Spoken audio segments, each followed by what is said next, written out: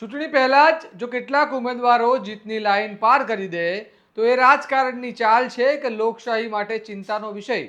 ઉનામાં હાલ જે પરિસ્થિતિ સર્જાઈ છે તે માત્ર આંકડાઓની વાત નથી, પરંતુ ચૂંટણીની દિશા અને દશા બંને બતાવતી ઘટના છે. જ્યાં મતદાન પહેલા જ બેઠકો ફાઇનલ થવા લાગી છે અને બાકી રહેલી બેઠકો પર હવે સીધી અને તીવ્ર ટક્કર જોવા મળવાની છે. તો શું છે સમગ્ર ખેલ? આવો વિગતે વાત કરીએ આ અહેવાલમાં. નમસ્કાર, હું છું ચિરાગ વર્ષાબેન. આપ જોઈ રહ્યા છો સ્વમાન. ઉના નગરપાલિકા અને તાલુકા પંચાયતની ચૂંટણી પહેલા ભાજપે મજબૂત શરૂઆત કરી છે. નગરપાલિકાની 8 બેઠકો અને તાલુકા પંચાયતની 1 બેઠક મળી કુલ 9 બેઠકો પર ભાજપના ઉમેદવારો બિનહરીફ જાહેર થયા છે, જે સીધું રાજકીય એડવાન્ટેજ માનવામાં આવી રહ્યું છે. ઉના નગરપાલિકા સામાન્ય ચૂંટણી 2026 અંતર્ગત કુલ 80 ફોર્મ ભરાયા હતા, જેમાંથી 63 ફોર્મ માન્ય રખાયા અને 17 ફોર્મ અમાન્ય જાહેર થયા, જેમાંથી 4 ફોર્મ પરત ખેંચાયા અને હાલ 28 સીટ માટે 51 ઉમેદવારો મેદાનમાં છે, જેમાં 23 આમ આદમી પાર્ટી અને 28 ભાજપના ઉમેદવારો છે, ત્યારે 8 સીટો બિનહરીફ જાહેર થઈ છે. હવે આ સમગ્ર પ્રક્રિયાની સત્તાવાર માહિતી શું કહે છે તે પણ સમજીએ. ઉના નગરપાલિકા સામાન્ય ચૂંટણી 2026 અન્વયે કુલ 80 ફોર્મ ભરાયેલ હતા, જે પૈકી 63 ફોર્મ માન્ય રહેલ અને 17 ફોર્મ અમાન્ય રહેલ, જે પૈકી 4 ફોર્મ પરત ખેંચાયેલ. હાલ 28 સીટ માટે 51 ઉમેદવારો મેદાનમાં છે, જે પૈકી 23 ઉમેદવાર આમ આદમી પાર્ટી અને 28 ઉમેદવાર ભારતીય જનતા પાર્ટી. 8 સીટો બિનહરીફ જાહેર થઈ છે, જેમાં વોર્ડ નંબર 2 તમામ 4 સીટો બિનહરીફ જાહેર થઈ છે. હવે રાજકીય આક્ષેપો અને પ્રતિ આક્ષેપોની વાત કરીએ તો આમ આદમી પાર્ટીએ ગંભીર આરોપ લગાવ્યા છે. આમ આદમી પાર્ટીનો દાવો છે કે તેઓએ શરૂઆતમાં 36 ઉમેદવારો ઊભા કર્યા હતા, પરંતુ તેમના ટેકેદારો અને દરખાસ્ત કરનારાઓને દબાણમાં રાખીને ચકાસણી દરમિયાન વાંધો કાઢી 12 ફોર્મ રદ કરવામાં આવ્યા. સાથે જ એક ઉમેદવારને ઇમોશનલ કરીને ફોર્મ પરત ખેંચાવવામાં આવ્યું હોવાના પણ આક્ષેપ કર્યો છે. તેમ છતાં તેઓએ સ્પષ્ટ કહ્યું છે કે હવે 23 ઉમેદવારો મેદાનમાં છે અને બધા જંગ લડવા તૈયાર છે. સાંભળવા મામલે આપ નેતા ચિંતન ગઢિયા શું કહે છે.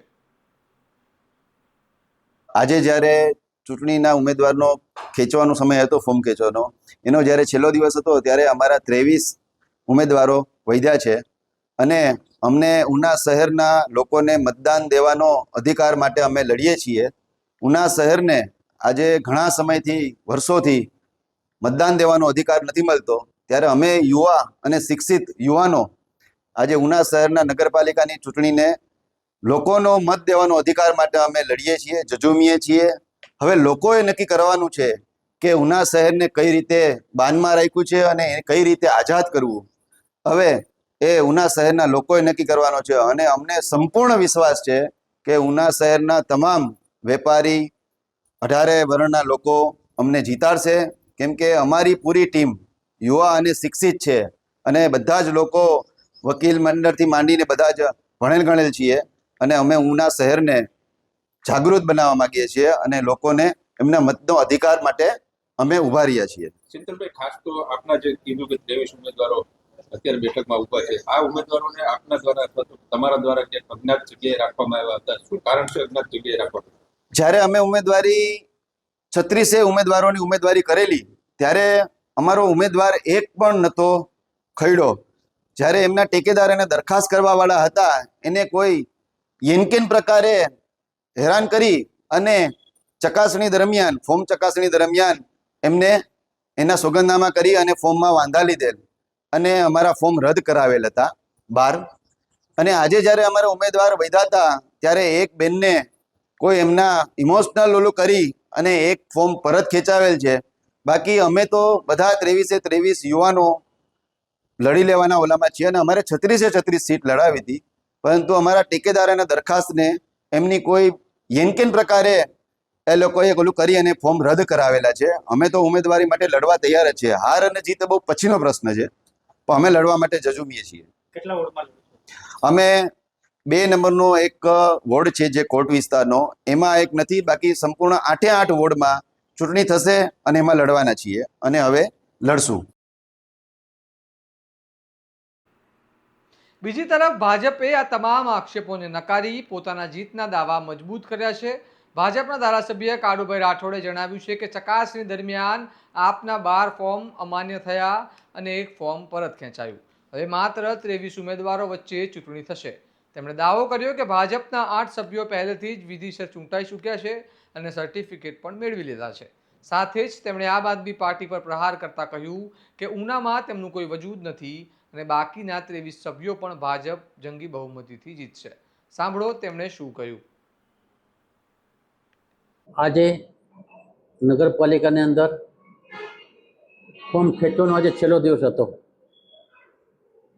ફોર્મ ખેંચવાનો છેલ્લો દિવસ હતો ત્યારે આજના દિવસે એક ફોર્મ આજે ખેંચાણું છે. એટલે અત્યારે આમ 23 ફોર્મ આમ આદમીના રહ્યા. ચૂંટણી માત્ર 23 લોકોની થવાની છે. ચકાસણીના દિવસે 12 ફોર્મ આમ આદમીના ફોર્મ અમાન્ય રહ્યા હતા. એમ 24 ફોર્મ હતા. આજે ખેંચવાના દિવસે એક ફોર્મ ખેંચાણું એટલે 23 ફોર્મ રહ્યા.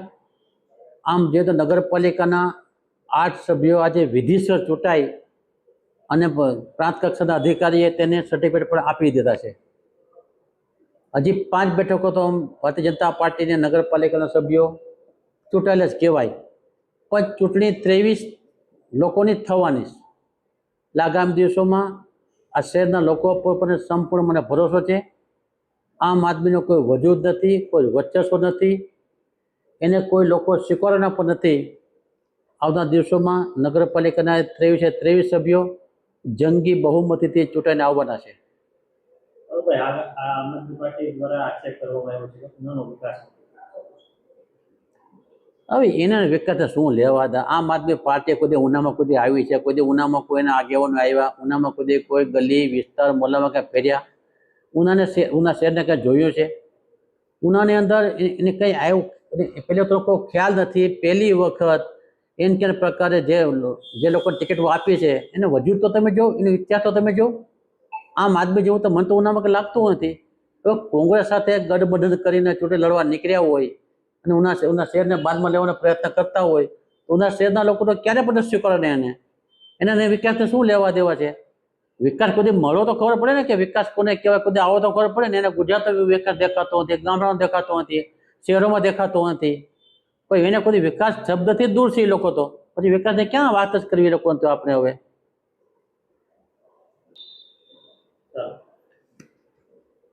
અહીંયા મેં વાત કરી પ્રમાણે તાલુકા પંચાયત, જિલ્લા પંચાયતની પણ ચૂંટણીઓ નગરપાલિકાઓ સાથે યોજનાર છે. જિલ્લા પંચાયતની વાત કરીએ તો અમારી 11 બેઠકો જિલ્લા પંચાયત ભારતીય જનતા પાર્ટીના સભ્ય ચૂંટાયેલા હતા. તાલુકા પંચાયત ગીરગઢડાની વાત કરીએ તો 20માંથી 26 બેઠકો, 20માંથી 16 બેઠકો ભારતીય જનતા પાર્ટીની હતી. એવી રીતે ઉના તાલુકાની વાત કરીએ તો ઉના તાલુકા પંચાયતમાં 26માંથી 20 બેઠકો ભારતીય જનતા પાર્ટીના સભ્યો ચૂંટાઈને આવેલા હતા. તો આ વખતે મને સંપૂર્ણપણે ગીરગઢડાના લોકો પર અને ઉના તાલુકાના લોકો પર સંપૂર્ણપણે વિશ્વાસ છે કે આ વખતે સંપૂર્ણપણે બહુમતી ગીરગઢડા હોય કે ઉના હોય, તાલુકા પંચાયતના સભ્યો સંપૂર્ણ બહુમતી ચૂંટાઈને આવવાના છે અને પૂરેપૂરી સીટો અમારી આ વખતે આવવાની છે. મને ખાતરી વિશ્વાસ છે. જિલ્લા પંચાયતની 11 બેઠકો યથાવત જારી રાખવાના છીએ. તો તમે સાંભળ્યું કે તેઓએ અગાઉના આંકડાઓ આપતા જણાવ્યું કે જિલ્લા પંચાયતની તમામ 11 બેઠકો ભાજપ પાસે હતી. ગીર ગઢડા તાલુકામાં 20માંથી 16 અને ઉના તાલુકામાં 26માંથી 20 બેઠકો ભાજપ પાસે હતી અને આ વખતે પણ તમામ બેઠકો યથાવત રાખવાનો વિશ્વાસ વ્યક્ત કર્યો. એકંદરે જોવામાં આવે તો એક તરફ ભાજપે બિનહરીફ બેઠકો મેળવી મજબૂત લીડ બનાવી છે, બીજી તરફ આમ આદમી પાર્ટી દબાણ અને ગેરરીતના આક્ષેપો કરી રહી છે અને કોંગ્રેસ સત્તાવાર રીતે મેદાનમાં ન હોવા છતાં અંદરખાને સપોર્ટની ચર્ચાઓ ચાલી રહી છે. હવે સવાલ એ છે, શું આ લીડ ભાજપને સરળ જીત અપાવશે કે પછી બાકી રહેલી બેઠકો પરનો સીધો જંગ આખી તસવીર બદલી નાખશે? આ મામલે તમારું માનવું શું છે? અમને કમેન્ટમાં જણાવો અને આવા જ વિશ્લેષણાત્મક અહેવાલ માટે સ્વમાન સાથે જોડાયેલા રહો. નમસ્કાર.